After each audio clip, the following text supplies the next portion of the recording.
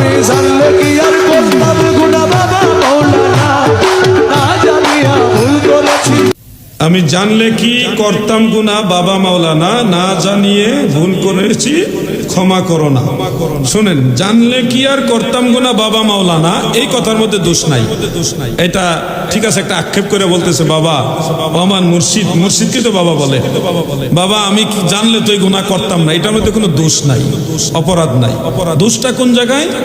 দোষটা হলো দ্বিতীয় লাইনে, না জানে ভুল করেছি ক্ষমা করো না। এখন এই ক্ষমা করার যদি টার্গেটটা ওই বাবা হয়ে থাকে তাইলে এখানে শিরিক হবে। কি হবে? শিরিক হবে, সে মুসলমান থেকে খারেজ হয়ে যাবে, তার তওবা করা লাজেম হবে, স্বামী স্ত্রীর সম্পর্ক জুদা হয়ে যাবে। মারাত্মক। গুনাহ মাফ করার অধিকার একমাত্র আল্লাহ। কোরআন শরীফের আয়াতের মধ্যে এটা আছে। অতএব এই গান যিনি লিখছে উনি নিশ্চয়ই কোনো আলেম না।